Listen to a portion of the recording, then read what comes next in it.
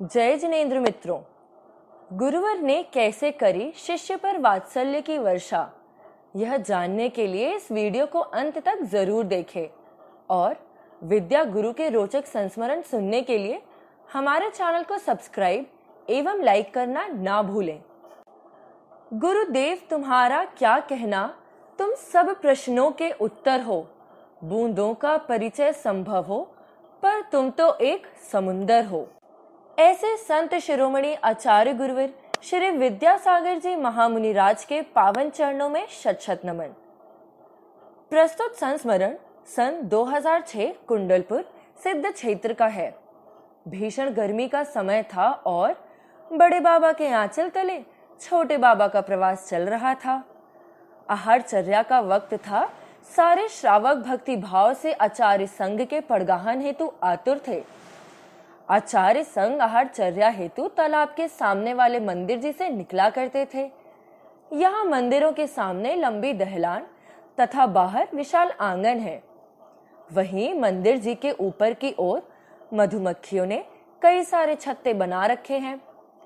एक दिन की बात है, आचार्य संघ आहारचर्या हेतु मंदिर जी पहुंचे और आचार्य भगवान विधि लेकर आहार को निकल गए, परंतु शेष महाराज अभी भी मंदिर जी में ही थे। उसी समय छत्ते की सारी मधुमक्खी छत्ता छोड़कर उड़ने लगी, जिसे देख अन्य महाराजगण जो अभी विधि लेकर आहारचर्या को नहीं निकल पाए थे, वह दहलान से मंदिर जी के भीतर चले गए और श्रावकों ने जाली वाला दरवाजा बंद कर दिया।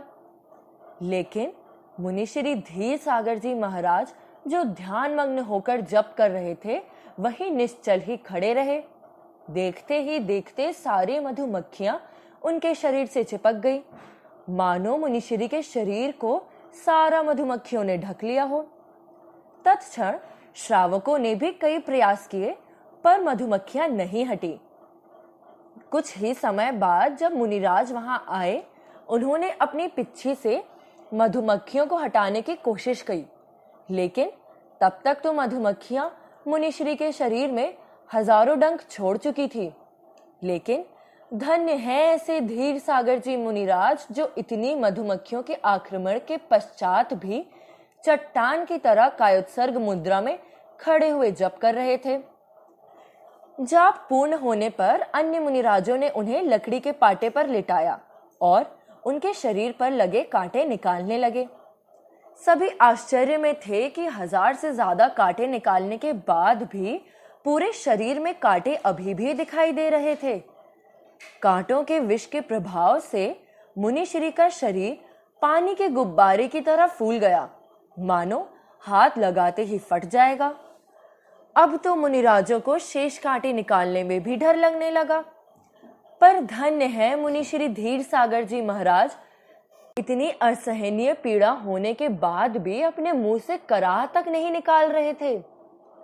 इतने में आचार्य भगवान आहारचर्या के उपरांत मंदिर जी आ गए। जैसे ही गुरुवर को इस घटना की सूचना मिली, तो गुरुवर ने मुनिश्री धीर सागर जी महाराज को उनके कक्ष में लाने का निर्देश किया। बड़ी मुश्किल से 2 मुनिराज उन्हें गुरुदेव के कक्ष तक ले गए। आचार्य गुरुवर ने उठकर उन्हें जैसे ही देखा तो चंदन का तेल एवं रुई लाने को कहा। गुरुदेव ने स्वयं ही मुनिश्री धीर सागर जी महाराज के पलकों पर चंदन का तेल लगाया, जो कि विष के प्रभाव से गालों तक लटक चुकी थी। आचार्य श्री ने तेल लगाकर शीशी वापस रखने के लिए एक मुनिश्री को दे दी और महाराज श्री उसी कक्ष में शीशी रखकर जैसे ही गुरुवर की तरफ पलटे, तो वे देखते ही दृश्य को अचंभित रह गए।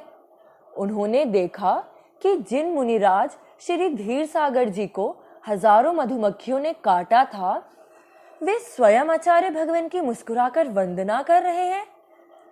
वास्तव में धन्य है ऐसे शिष्य जिन्हें वात्सल्यमय गुरुवर का सानिध्य प्राप्त होता है, जिनके स्पर्श मात्र से बड़े कष्ट तो क्या विष भी ओझल हो जाया करते हैं।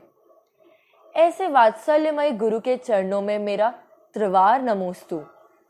अगर आपको यह संस्मरण पसंद आया हो तो अपने परिजनों एवं मित्रों में अवश्य शेयर करें, ताकि वे विद्या गुरु के संस्मरण से वंचित ना रह पाए।